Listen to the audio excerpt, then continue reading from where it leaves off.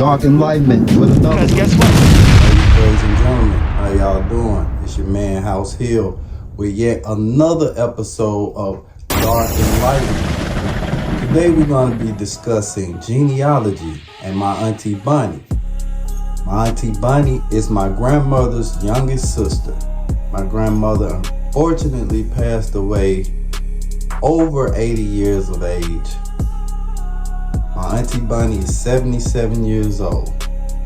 And the reason we bring Auntie Bunny into this episode is because she mentioned in a passing discussion that her great-grandmother lived on an Indian reservation. And you know that caught my ear. Auntie, who told you that somebody was Indian in our lineage? You said the great-grandmama? She said her granddad, mama, was Indian, didn't you? Oh yeah, so your dad. My grandmama, she's my grandmama. And then there was their grandmama. So their grandmama was an Indian. We had a picture, and we don't know what happened to that grandmama died. I don't know what got almost back to Chicago. And mama. I'm gonna have two. And so they told you they was Indian. Yeah, and bold. Oh, I got it all.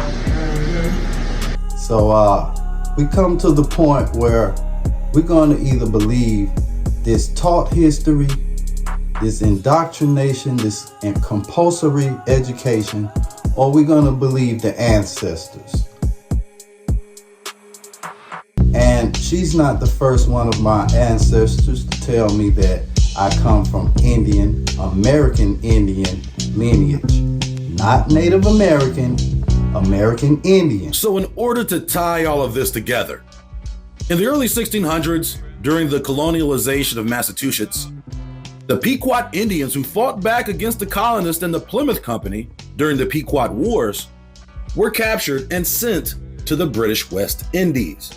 At the very same time in the early 1600s, the same fate would befall the Powhatan Indians in Virginia, who were also captured and sent to the British West Indies.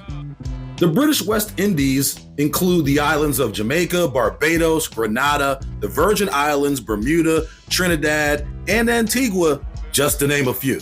These islands were plantation holding colonies for the colonial elite. Slave masters like Isaac Royal, the man who endowed nearly 1,000 acres to Harvard to build a law school and distinguished himself in the raptors of the academic elite. According to the Harvard narrative, Cuba Vassal was the slave brought by Isaac Royal to Massachusetts. And at some point, Cuba Vassal becomes the property of the Vassals, another slave planter family with ties to the Caribbean. But the real question is, how likely is it that Cuba Vassal, the slave brought by Isaac Royal to Boston from Antigua, was actually born in Virginia? Isn't it ironic that Vassal's son Darby became a member of the elite African Society of Boston, despite not being African? The facts surrounding the early colonial histories of Massachusetts and Virginia have been well documented in books like The Free Negro in Virginia, Indian Slavery in Colonial Times, The Indian Slave Trade, and other books have a plethora of records and documentation from the Massachusetts General Assembly and the early statutes of Virginia laws. In addition, most entries in the Intra-American Slave Trade database have citations corresponding to the exact record from which the numbers are derived. The first mention of slavery in Virginia did not apply to Africans, but rather captured Indians. It is recorded that prior to the year 1700, in the state of Massachusetts, thousands of Indians were deported to a foreign country in the British West Indies. In the year 1638, after the deportation of Indians from Massachusetts, or the Plymouth Colony, it is documented in official paperwork that trouble had begun with a group of Indians on the island. These Indians were referred to as the cannibal Negroes brought from New England. Why were these Indians from New England referred to as Negroes in early historical records? Perhaps, and I do mean perhaps, nigga, perhaps Negroes were Indians. William and Mary, the second oldest academic institution in the country, built the first Indian school on the collegiate level. The purposes of the Brafferton Indian School at William and Mary was to first Christianize tributary Indians, teach them English, and employ them as agents for negotiations between colonists and Indian tribes during treaties.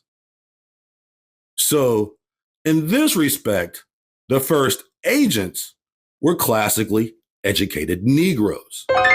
And perhaps, and I do mean perhaps, nigga, perhaps the first charlatans of Blackademia. These nuts. So it broke on CNN. I was sitting in my living room minding my own business and said, Oprah Winfrey's a Zulu. So I called Rick Kittles. And I said, Rick, did you tell Oprah she was a Zulu? He goes, no, man, she made that up herself.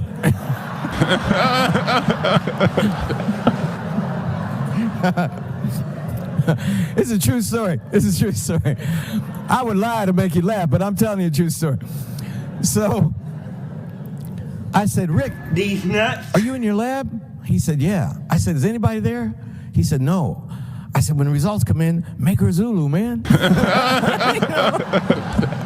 I said, you back there making it up anyway. Got him. I said, you back there making it Got up him. anyway. That shit ain't funny at all. What? That shit ain't funny at all. That shit ain't funny at all.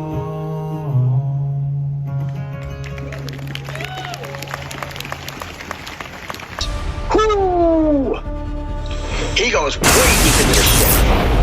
Everything we've been taught in the American education system is all a lie.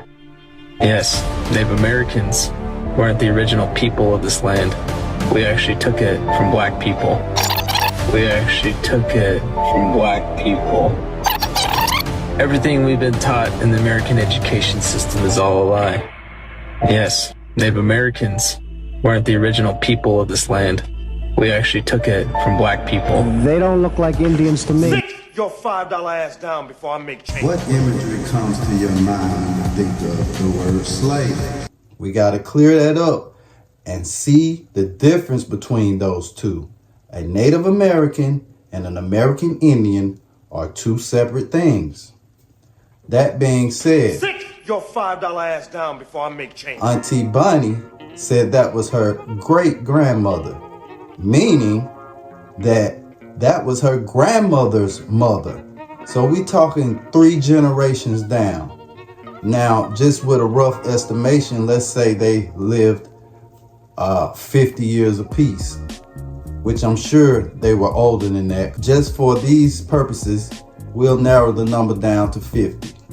That'll be 150 years in 3 generations. That would put us back before the ending of what they call slavery.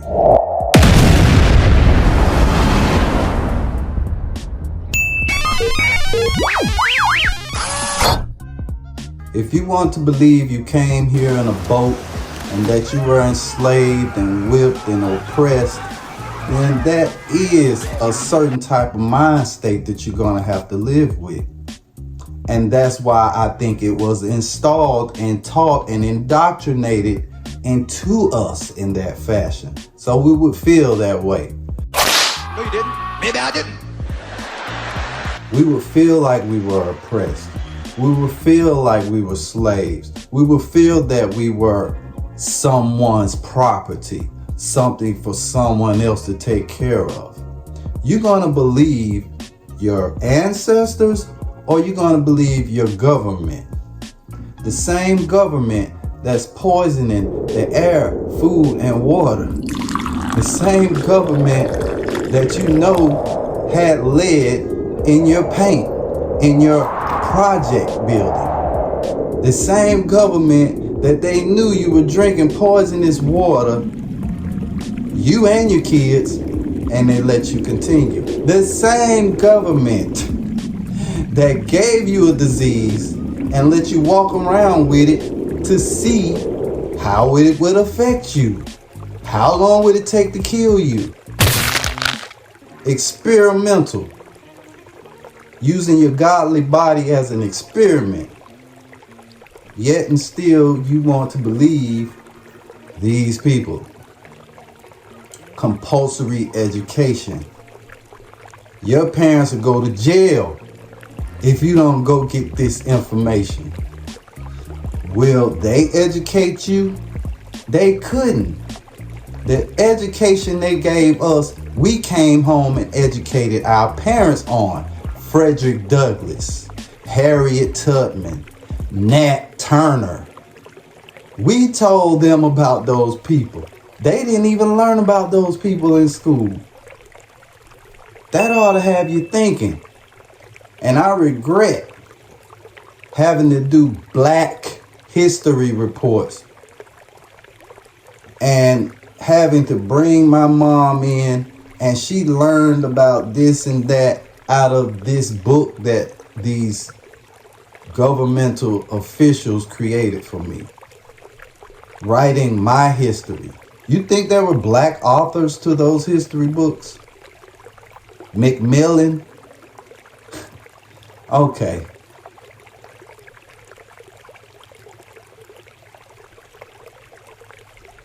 As you can see, you have to sit and talk with your ancestors. You have to pull the information from them. God rest my grandmother Mary's soul. I didn't have the insight to ask her about my own family history because I was sure we were from Africa.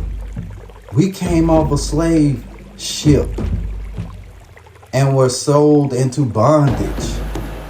And all this imagery that they put into my head, that boat scene with all those slaves lying in the boat, impossible scenario. But it was there. They put it there.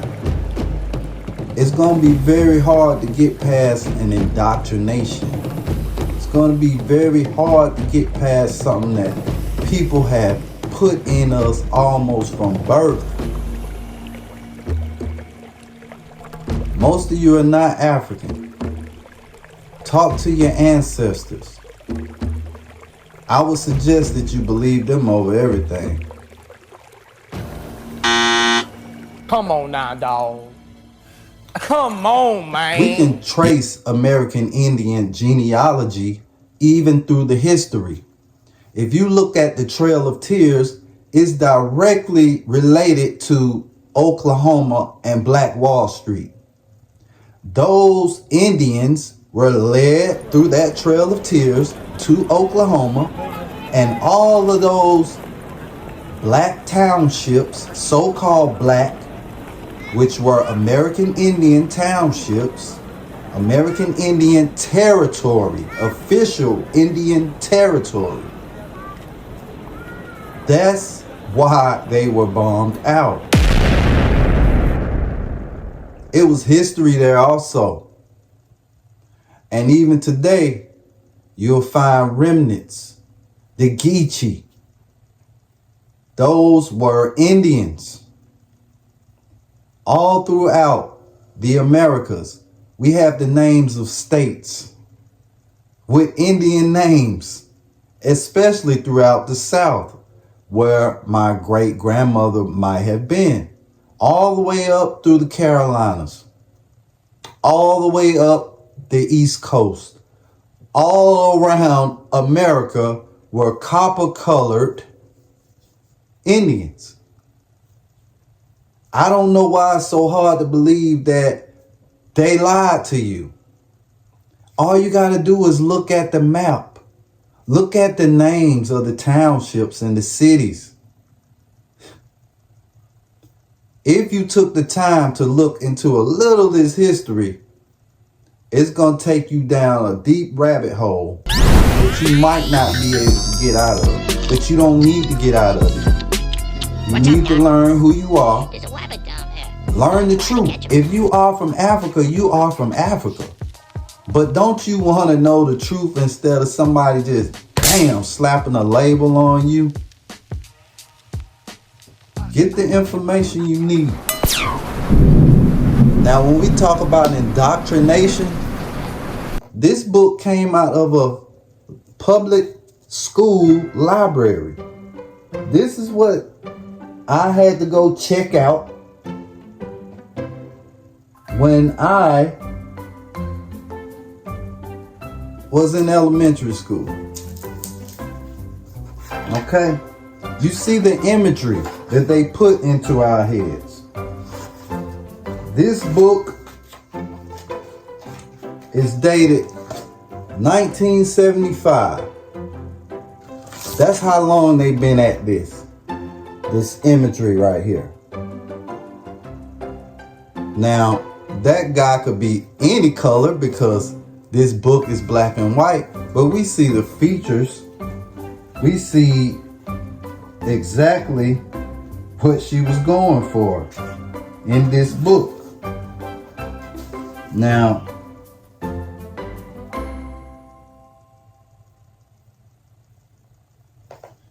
when we look further into the book beyond the front page, this is what we see.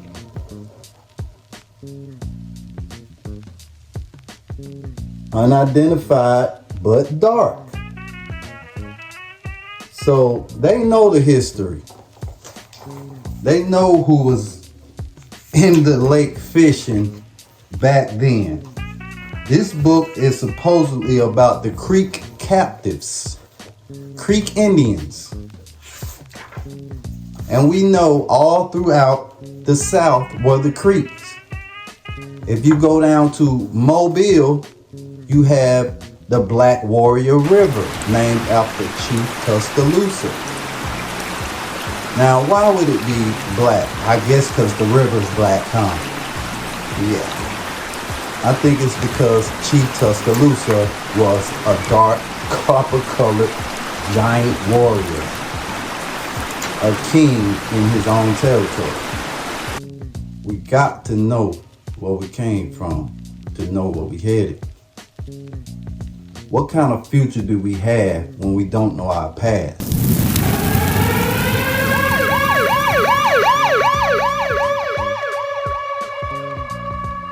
How is a man living when he's living a lie?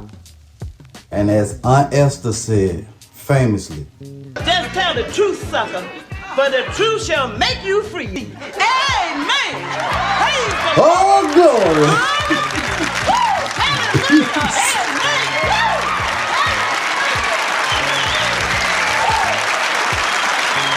Dark Enlightenment family, ladies, ladies, and gentlemen, stay up till next time. It was real. Peace. Hey, listen here, Grip. You might as well go too now.